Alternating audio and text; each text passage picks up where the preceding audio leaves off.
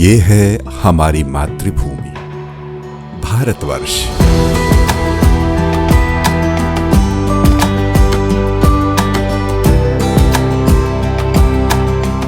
अद्भुत भौगोलिक सीमाओं में आबद्ध,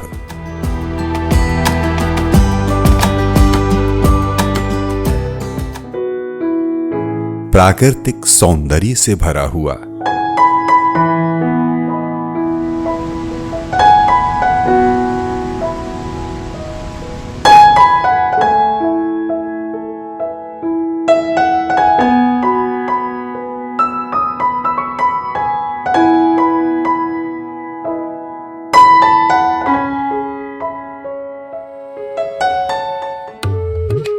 इसीलिए तो हम भारतीयों का परिचय देते हुए कह उठे हमारे ऋषि मुनि।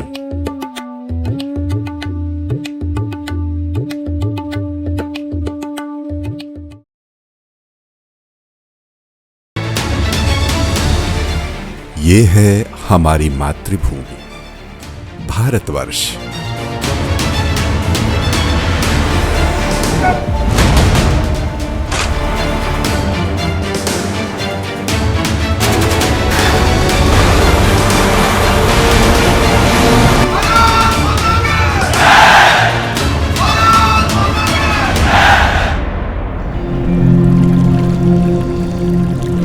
उत्तर में बर्फ से लदी चोटियां, मध्य में हरे भरे मैदान, पूरब में उदय होते भगवान भास्कर, पूर्वोत्तर की 7 पहनों के नाम से प्रख्यात एक से बढ़कर एक सुंदर प्रांत, लोहित के नाम से विख्यात विशाल पाट वाले नद ब्रह्मपुत्र।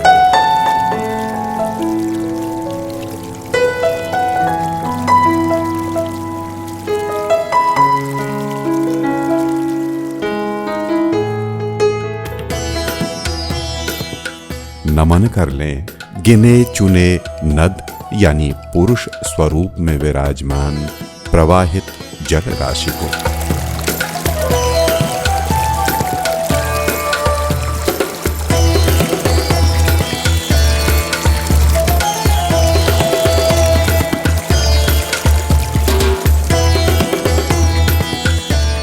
अब पश्चिम में अस्त होते भगवान भास्कर को भी प्रणाम कर लें।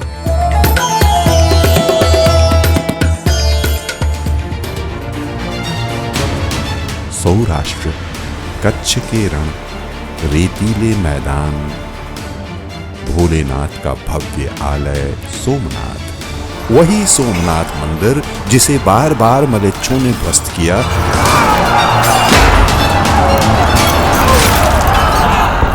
और महादेव का यह भव्य आलय नव्य होकर फिर से नया बनकर और भव्य बन गया।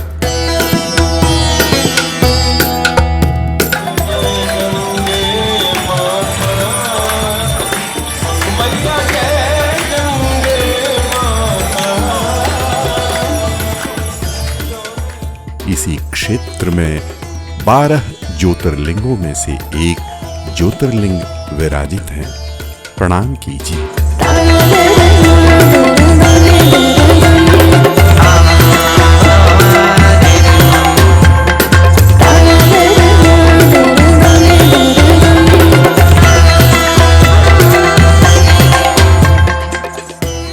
कुछ ही दूरी पर द्वापर में अवतरित भगवान कृष्ण की नगरी है, जिसके अवशेष समुद्र में विराजित हैं।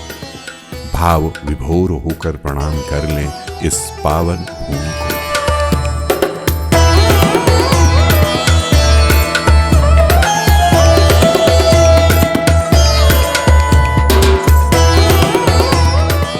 नयनों में बसा लें भारत के स्वरूप को। भारत की भाल पर सबसे उत्तर में नगाधिराज हिमालय विराजित हैं। इन्हीं की चर्चा ऋषि मुनि विभिन्न रूपों में करते हैं।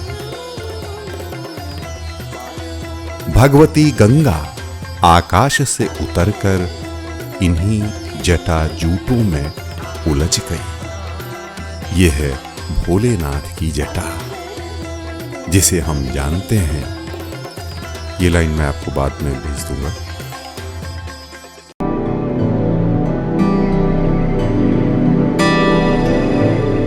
धरती पर बसा स्वर्ग कश्मीर, जीवनदायिनी नदियां बनकर मैदान को संवारती हैं। यदि भारत के मानचित्र पर नजर डालें तो भारतीय रेल के सहारे हिमगिरी एक्सप्रेस में सवार होकर हजारों किलोमीटर की यात्रा कर आप सुदूर दक्षिण में सागर किनारे पहुंच जाएंगे। इसीलिए विष्णु पुराण में कहा गया है,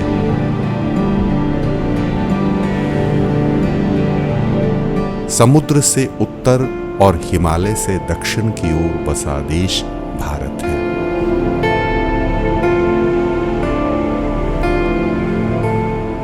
इसके निवासियों को भारतीय कहा जाता है।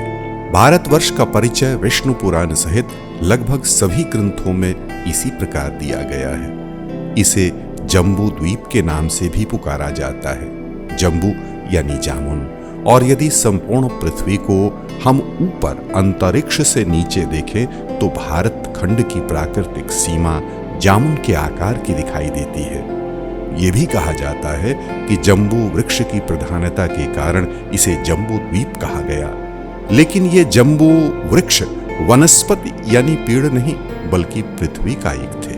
अब क्या है रहस्य, ये तो हमारे वैदिक ऋषि मुनि जाने। हम तो जानते हैं कि हम आर्य हैं। प्राचीन काल से हमारे देश को इसीलिए आर्यावर्त के रूप में पुकारा जाता है। हम आर्य कहीं बाहर से आए हुए नहीं, जैसा दुनिया के दूसरे लोग कहते हैं। ये हमारा अपमान है। हमारा जन्म इसी भूमि पर हुआ। यहीं से सभ्यता का प्रचार प्रसार दुनिया के अन्य क्षेत्रों में ऋषियों मुनियों के निर्देशन में चक्रवर्ती राजाओं के माध्यम से हुआ। इसीलिए हमारी सीमाएं अत्यंत विशाल रहीं, विस्तृत रहीं। अपौरुषेय वेद और वाल्मीकि लिखित रामायण दुनिया के आदि ग्रंथ स्वीकार किए गए हैं। इन्हें सबसे पुराने ग्रंथों में से एक माना जाता है। इन दोनों ग्रंथों में ज्ञान विज्ञान के उन्नत शिखर का वर्णन हुआ है। दुनिया के भूगोल की विस्तृत जानकारी के साथ पेड़ पौधे और जीव जंतुओं का परिचय दिया गया है। हमारे आपके पूर्वजों की ही शाखाएं यहाँ निवास करती रहीं। इसीलिए वेदों ने वसुधैव कुटुंबकम के गीत गाए। गर्व कीजिए कि आप सनातन धर्म के उत्तराधिकारी हैं। गौरव कीजिए कि भारतवर्ष के किसी भी कोने में जब आप तीर्थ क्षेत्र में या अपने घरों में पूजन आदि कर्म करते हैं तो पुजारी जी संकल्प करवाते समय कहते हैं, जम्बू द्वीपे भारत खंडे अमुक देशांतर्गते अमुक नगरे अमुक स्थाने, और उस दिन की तिथि मुहूर्त का उल्लेख करते हैं। आपसे अपने पितर, अपने गोत्र और अपने कुल के लोगों का उल्लेख करते हैं। अपने देश में सबको एक सूत्र में जोड़ते हुए ग्रह, नक्षत्र और अंतरिक्ष में शांति की कामना की जाती है। हमारा संकल्प अपने साथ सबका कल्याण करना होता है। गर्व कीजिए, गौरव से पुलक उठता है मन। हमारा धर्म, हमारी संस्कृति अजर अमर है।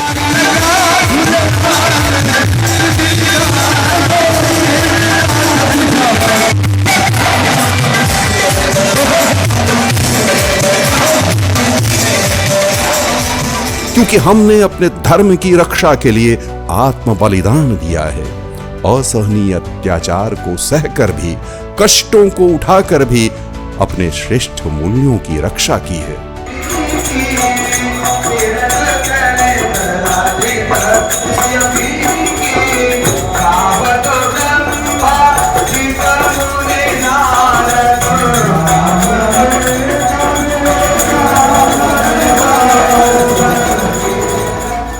हमारे बालक प्रहलाद असुर पिता हिरण्यकश्यप के अन्याय को स्वीकार नहीं करते। हमारे बालक नचिकेता दान में बूढ़ी गाय देते हुए पिता को पाप से बचाने के लिए यमराज के द्वार पर चले जाते हैं। हमारे 10 वर्षीय बालक गोविंद राय पिता तेग बहादुर को अपना शीश दान करने की प्रेरणा देते हैं। इतना ही नहीं, धर्म और लोक कल्याण के लिए गुरु गोविंद सिंह अपने पिता के साथ अपने दो बालकों को भी धर्म रक्षा के लिए शीश नहीं झुकाने का संकल्प दिलाते हैं और ये बच्चे हंसते हंसते अपना बलिदान दे देते हैं। इसी बलिदान के कारण अजर अमर है हमारा धर्म। बड़े सौभाग्यशाली हैं आप कि आपको एक ही स्थान पर अंतर्राष्ट्रीय श्री राम संग्रहालय परिसर में पुण्य भूमि भारत के दर्शन करने का अवसर मिला है। प्रेम से बोलिए, उत्साह के साथ बोलिए, जय श्री राम, जय जय श्री राम। हरे राम हरे कृष्णा कृष्णा कृष्णा कृष्णा हरे हरे। इस उद्घोष के साथ आइए अब हम अपने दिव्य संत के उद्बोधन को सुने, जिनके संकल्प से पुण्य भूमि भारत का सपना साकार हुआ है। भाइयों बहनों, ये भारत माता तो मतलब मैं कह नहीं सकता, मैं बड़े विश्वास से कह सकता हूँ कि मैंने भारत माता के दर्शन किए। भारत माता वो नहीं जो सिंह पर सवार हैं, जो हाथ में ध्वज हैं, एक हाथ में तलवार, वो भारत माता नहीं। भारत देश, इस देश में हम अखंड भारत कह सकते हैं। और बंधुओं, मुझे गर्व है आपके सामने कहते हुए, मुझे एक तरह से प्रसन्नता है कि मैंने पूरे भारत के दर्शन किए हैं। भारत माता क्या? ये भारत की भूमि, भारत की नदियाँ, भारत के पर्वत, यहाँ की फसल, यहाँ के लोग, यहाँ की परंपराएं, यहाँ का विश्वास, यहाँ की पूजा पद्धति, यही तो भारत माता है। आइए, भारत माता क्या है उसको समझने का प्रयास करें। ये है हमारी मातृभूमि, पुण्य भूमि भारत। श्री राम सांस्कृतिक शोध संस्थान न्यास की अभिनव संकल्पना। 4 वेद, दुनिया के सबसे प्राचीन ग्रंथ। वेद में सृष्टि के आरंभ की कथा बड़े सुंदर शब्दों में कही गई है।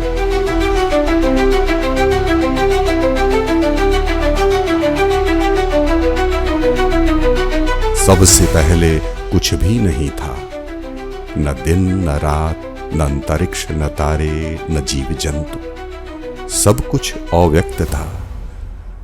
इसी अव्यक्त से व्यक्त और क्रमिक रूप से सबका सृजन होता चला गया। ये जगत ओंकार के महानाद से बना और बढ़ता चला गया।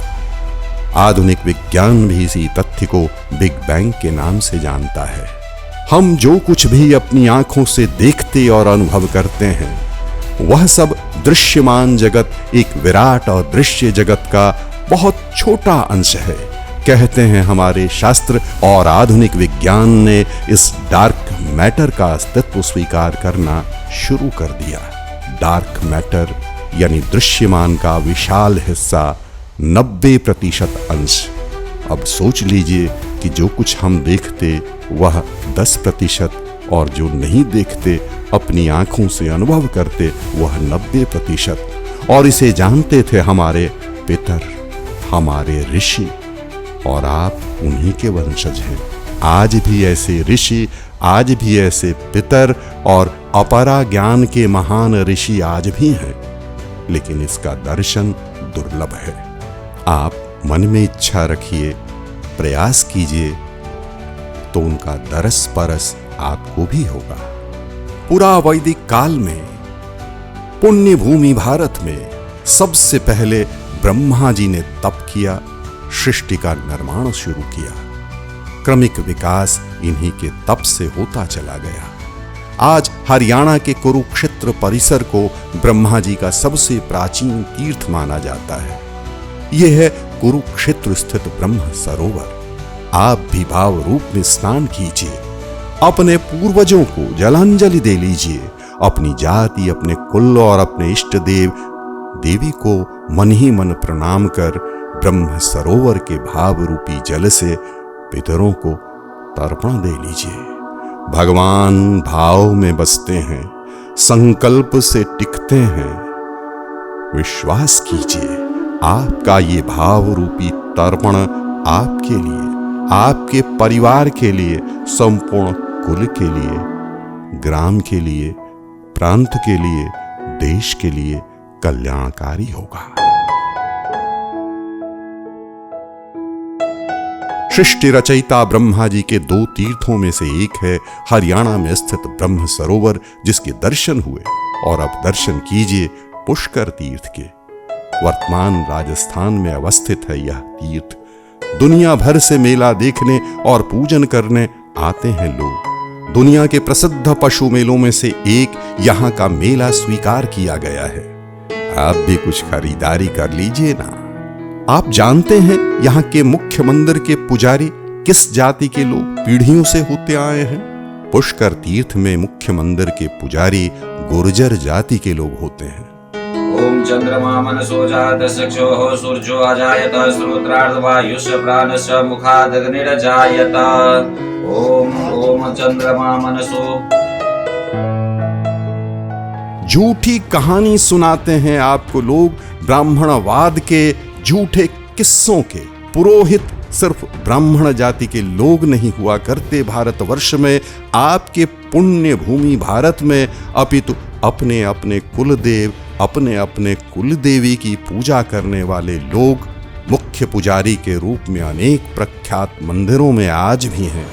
इन पुरोहितों ने सनातन भारतवर्ष के जीवंत परंपराओं को सुरक्षित रखा है। यदि आप जाति व्यवस्था वर्तमान को ही सत्य मानते तो पूछिए भगवान वाल्मीकि किस जाति में हुए, पाराशर ऋषि का जन्म किस जाति में हुआ, भगवान विश्वकर्मा किस जाति और कुल के पुरुष। अपनी आंखों को खोलकर देखिएगा और तीर्थ दर्शन के लिए भारतवर्ष के विभिन्न क्षेत्रों में जाइएगा तो समझिएगा कि किस तरह हम सनातन धर्मियों को एक दूसरे के साथ संघर्ष में उलझाकर सत्ता रूपी कुर्सी पाई गई है। हमें खंड खंड में बांट दिया गया है। विभिन्नता में एकता का संदेश देता है भारतवर्ष। सनातन धर्म और इसके मानने वालों को खंड खंड में बांटकर कमजोर किया गया है। पुण्य भूमि भारत परिसर में आए हैं तो दोनों हाथ जोड़कर संकल्प लीजिए, हम एक सूत्र में आबद्ध होकर फिर से विश्व गुरु बनेंगे। एक भारत श्रेष्ठ भारत। हमारे साथ उद्घोष कीजिए, सदा भवानी दाहिने, सम्मुख रहें गणेश, पंचदेव रक्षा करें ब्रह्मा विष्णु महेश। लगाइए जयकारा, वीर बजरंगी हर हर महादेव।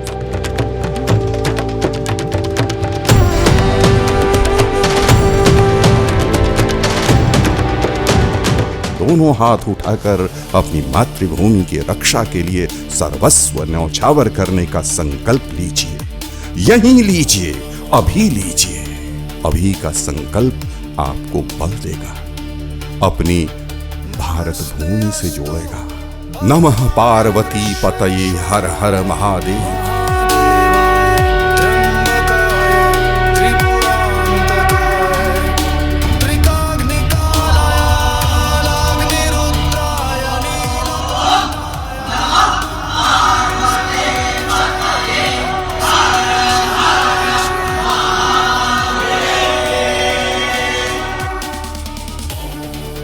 भोलेनाथ हम पर कृपा करें। सनातन भारतवर्ष में लय और प्रलय का क्रम चलते रहता है। सृष्टि निर्माण, विकास और विलोप का खेल हम खेलते रहते हैं। बार बार हमारा जन्म होता है। सतयुग, त्रेता, द्वापर और कलयुग के 4 कालखंडों का क्रमिक आगमन और प्रस्थान चलते रहता है। भारतवर्ष में भगवान का आविर्भाव बार बार होते रहता है।